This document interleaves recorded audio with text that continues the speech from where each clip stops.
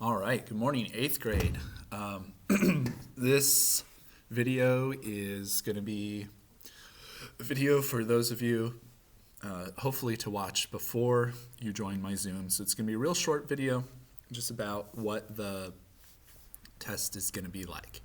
So in terms of the structure of the test, it's totally normal, all right? There's 5 fill-in-the-blank vocab questions. There's 2 short answer questions. There's 3 long answer questions. Now here's where it gets different. Because you're doing this at home, online, I'm going to make this open book, open note, use the internet, use whatever you want. All right, so in that sense, this test is going to be a lot easier than what you're used to.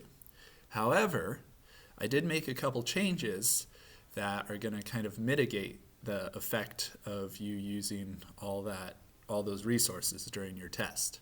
All right. So number 1, there's no extra credit.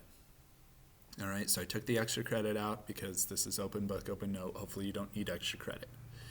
Number 2, the vocab is not going to be worth as much. So normally on a test, the vocab is 3 points each, 15 points out of 40, right? I mean, that's a huge chunk of points on the test, right? And the vocab is the easiest part. So what I'm doing is I'm making each of the vocab worth 1 point now. So now all 5 vocab put together are 5 points out of 40, right? So the importance of the short answer and long answer questions has significantly increased. Also, another thing that's different is, and this is the most difficult part, you will have 40 minutes to do this. So I'm going to post this at exactly 9 a.m. tomorrow, and this will be over at exactly 9:40 a.m. tomorrow. All right. If you turn it in at 9:41, if it says it's late when it's turned in, then automatically you go from whatever grade you would have got to a C+. All right, C+ being 83%, I think. I think you would. So if you got everything right on it, you would drop to 83%.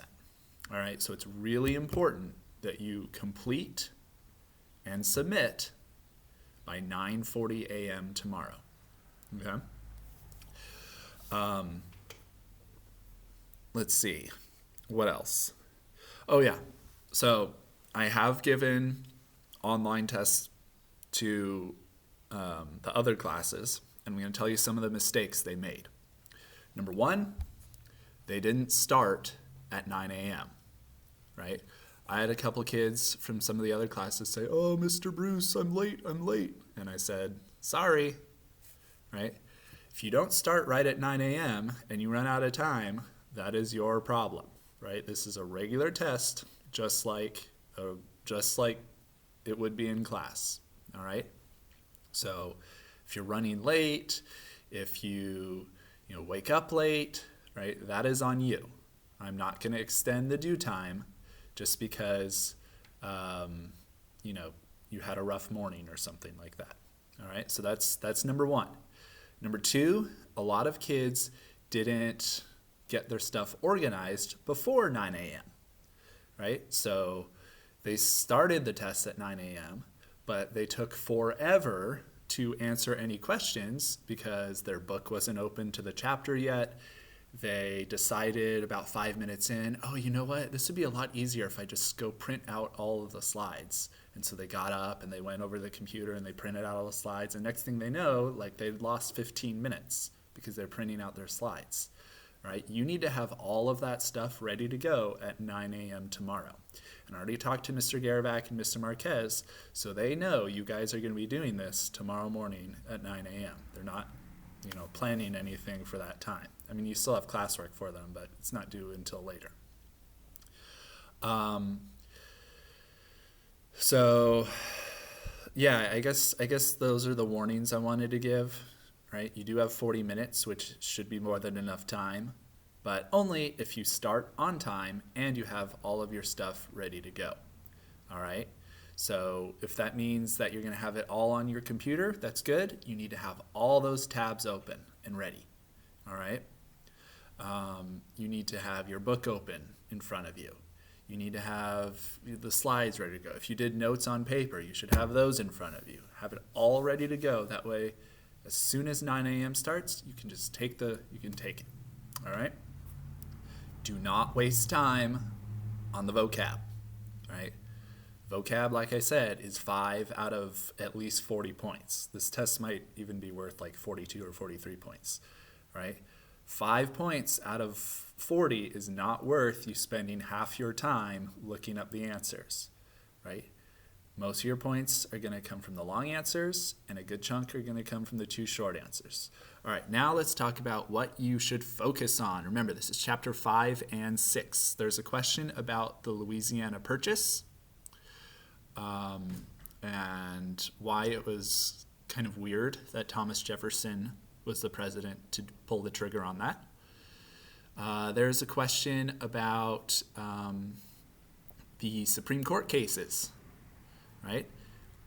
I made a video going over each of the Supreme Court cases. Review that. Get ready to use it. All right? I'm not going to tell you anything else about that question. You need to know about the nullification crisis. You need to know about the Monroe Doctrine. And last, you need to know about the War of 1812. So I'll get a little more specific with that question. You should understand what the War Hawks' role in the War of 1812 was, and the advantages and disadvantages that each side had in the War of 1812. All right? So that's it. I'm going to stop this now, upload it to Classroom, and any of you who want to join me for the Zoom at 12 o'clock, you are free to do so. And you can ask me any questions you want, but please watch this video before you watch the Zoom or you join the Zoom. All right, see you guys later.